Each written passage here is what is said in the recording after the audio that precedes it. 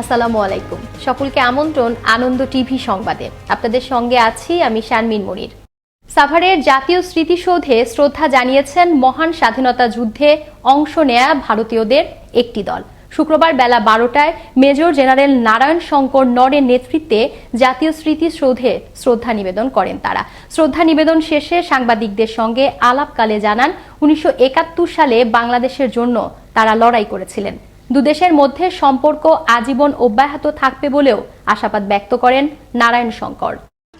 Very happy and privileged to have been invited to attend this great function, and we consider it as an acknowledgement of by the Bangladesh people and the great people of Bangladesh.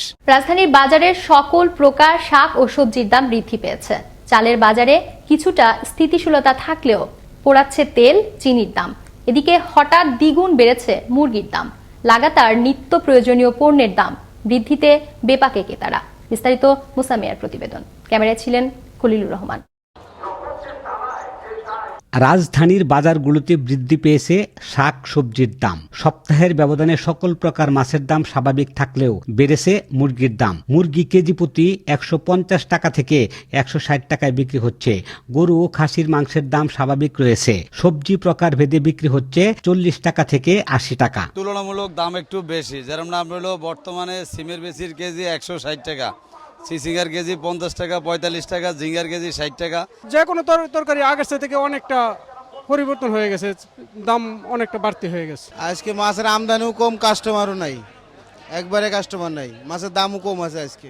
বর্তমান বাজার আমাদের শীতল, কোনো ধরনের বেচা কিনি নাই। সামনে মাহে রমজান, যেহেতু মালের দাম বৃদ্ধি। সপ্তাহে বিক্রি হয়েছে আপনার 360 টাকা, এই বাজারে 10 টাকা কমছে। এদিকে রমজানকে সামনে রেখে বাজারে চিনি, তেল, আটা, ময়দার দাম বৃদ্ধি অব্যাহত রয়েছে। চিনি, আটা ও ময়দার দাম কেজি প্রতি বেড়েছে 4 থেকে 5 টাকা করে। তেল কেজি প্রতি বিক্রি হচ্ছে 135 টাকা থেকে 140 টাকা।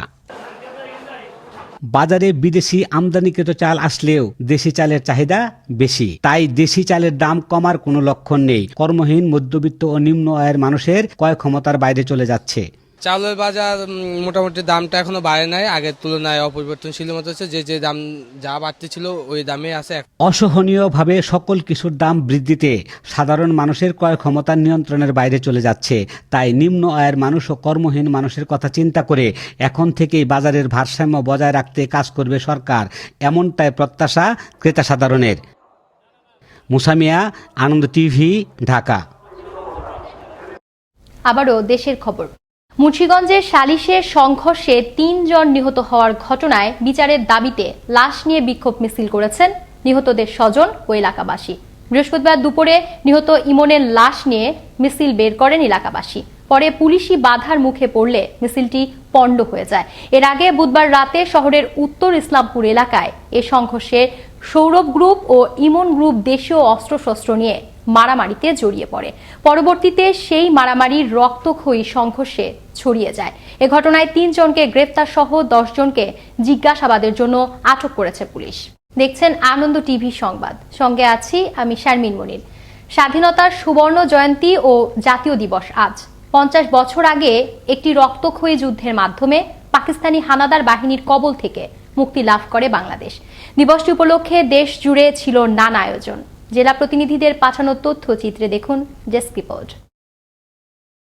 গাইবান্ধার গোবিন্দগঞ্জে বিভিন্ন আয়োজনে 26শে মার্চ মহান স্বাধীনতা দিবস উদযাপন করা হচ্ছে। দিবসটি উপলক্ষে বিভিন্ন সংগঠনের পক্ষ থেকে গোবিন্দগঞ্জ শহীদ মিনারে পুষ্পস্তবক অর্পণ করে শ্রদ্ধা নিবেদন করা হয়। এ সময় উপস্থিত ছিলেন উপজেলা চেয়ারম্যান আব্দুল লতিফ প্রধান ও আওয়ামী লীগ ও সহযোগী সংগঠনের নেতৃবৃন্দ।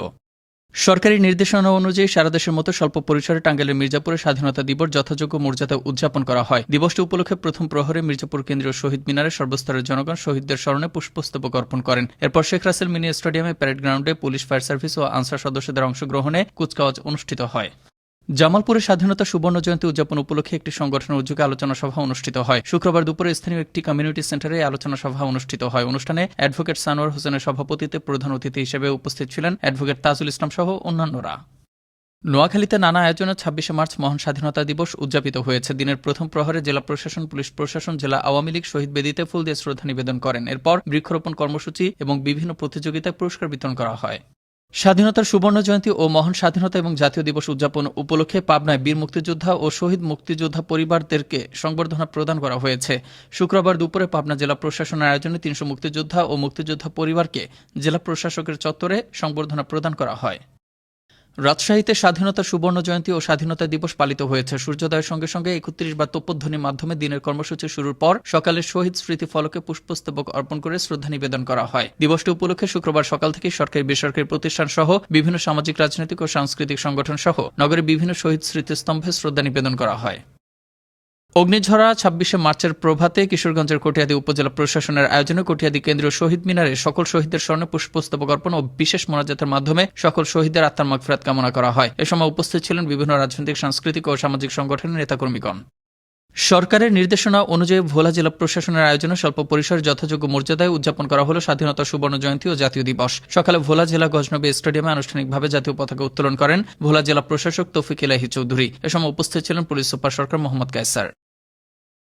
নানান আয়োজনে কক্সবাজারে পালিত হল মহান স্বাধীনতা ও স্বাধীনতার সুবর্ণ জয়ন্তী। এ উপলক্ষে শুক্রবার সকালে কেন্দ্রীয় শহীদ মিনারে এবং বৌদ্ধভূমিতে পুষ্পস্তবক অর্পণ করে শ্রদ্ধা জ্ঞাপন করেন জেলা প্রশাসন, পুলিশ, জেলা আওয়ামী লীগ, মুক্তিযোদ্ধা সংসদ সহ সর্বস্তরের মানুষ। এরপর বীর শ্রেষ্ঠ রুহুল আমিন স্টেডিয়ামে অনুষ্ঠিত হয় স্বাধীনতা দিবসের কুচকাওয়াজ। গাজীপুরে যথাযোগ্য মর্যাদা ও ভাবগাম্ভীর্যের সাথে নানা আয়োজনের মধ্য দিয়ে মহান স্বাধীনতার সুবর্ণ জয়ন্তী ও জাতীয় দিবস পালিত হয়। শুক্রবার সকালে গাজীপুর রাজবাড়ী মাঠে তোপধ্বনির মাধ্যমে কর্মসূচির সূচনা করা হয়। দিবসটি পালন উপলক্ষে জেলার কেন্দ্রীয় স্বাধীনতা স্মৃতিস্তম্ভে পুষ্পস্তবক অর্পণ করেন সর্বস্তরের মানুষজন। মোস্তফা কামাল তোহা, আনন্দ টিভি, ন্যাশনাল ডেস্ক। ঢাকার ধামরাইয়ে আলামিন নামের এক অটোরিকশা চালককে প্রকাশ্যে ছুরিকাঘাতে হত্যার অভিযোগ উঠেছে। এ ঘটনায় জড়িত সন্দেহে জাহাঙ্গীর আলম নামের একজনকে স্থানীয়রা আটক করে পুলিশে সোপর্দ করেছে। শুক্রবার সকাল 11:30টার দিকে ধামরাই পৌর শহরের মাধববাড়ি ব্রিজের দক্ষিণ পাশে একটি চায়ের দোকানের সামনে এ হত্যাকাণ্ডের ঘটনাটি ঘটে। টাঙ্গাইলের কালিহাতীতে 48 বস্তা সরকারি চাল জব্দ করেছে প্রশাসন। বৃহস্পতিবার সকালে উপজেলার আওলা তেল এলাকা থেকে চালগুলো জব্দ করেন উপজেলার সহকারী কমিশনার কামরুল হাসান। জানান, নাগবাড়ি ইউনিয়নের আওলা তেল এলাকায় 10 টাকা কেজি দরের খাদ্য বান্ধব কর্মসূচির চাল অবৈধভাবে বিক্রি করা হচ্ছে। এমন সংবাদের ভিত্তিতে উপজেলা খাদ্য কর্মকর্তা ও পুলিশ সেখানে উপস্থিত হন। এ সময় 2 অটোরিকশা চালক সহ 3 জনকে আটক করা হয়। পরে 48 বস্তা চাল জব্দ করে থানায় নিয়ে আসা হয়। এই ছিল এখনকার মতো। আনন্দ টিভির সংবাদ দেখুন প্রতিদিন বিকেল 5টা30 এবং রাত 9টা30। আনন্দ টিভির সঙ্গে থাকার জন্য সকলকে ধন্যবাদ।